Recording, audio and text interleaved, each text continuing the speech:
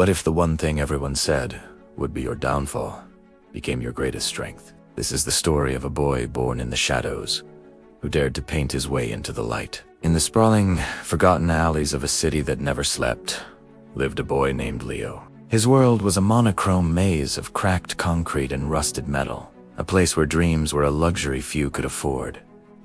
But Leo had a secret. In his hands, a piece of discarded charcoal wasn't just burnt wood. It was a key. With it, he unlocked a world of color on scraps of cardboard and stained walls, painting the vibrant life he saw hidden beneath the grime. His family, worn down by the relentless struggle for survival, saw his passion as a foolish distraction. Art won't put food on the table, Leo, his father would say, his voice heavy with the weight of their reality. Days were spent on odd jobs, his small hands doing the work of a man, but his eyes were always searching, observing, the way the golden hour light hit a puddle of grimy water, turning it into liquid gold, the defiant smile of a flower pushing its way through a crack in the pavement. These were his subjects, his silent teachers. He saved every penny, not for food, but for a tattered set of watercolors he saw in a dusty shop window. That first stroke of blue on paper was a revelation, the color of the sky he so desperately wanted to reach. He worked in secret, his small room becoming a gallery of forbidden dreams. He faced ridicule and doubt at every turn. A slum boy, an artist. Don't be ridiculous, they'd sneer. The words were like stones, but Leo used them to build the foundation of his resolve. He knew his art was different. It wasn't about pristine landscapes or perfect portraits.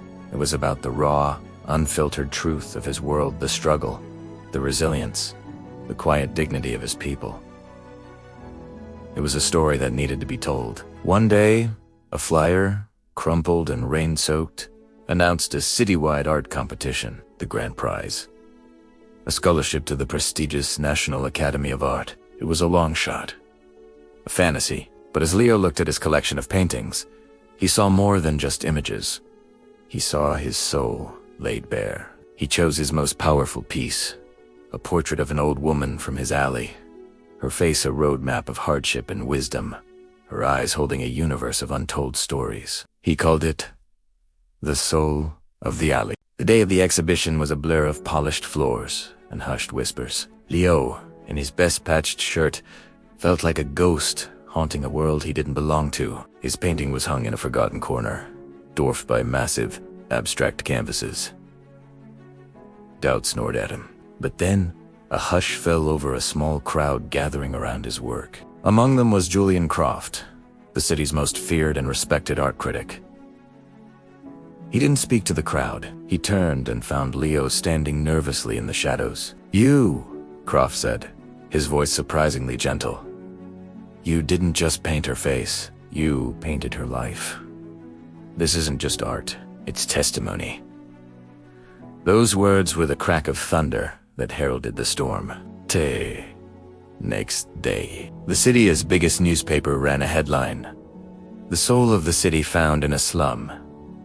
Leo won the scholarship. The academy was a new world, but Leo never forgot the old one. He learned techniques, studied the masters, but his inspiration always came from the alleys that raised him. His art became a bridge between two worlds, forcing the comfortable to see the uncomfortable, to find beauty in the broken. Years later, a renowned artist with galleries in his name, Leo stood before his latest sold-out exhibition. A young journalist asked him, "Mr. Vance, you came from nothing. How did you escape your past?" Leo smiled, a slow, knowing smile. "I never escaped it," he replied, his voice echoing with the strength of his journey. "I embraced it.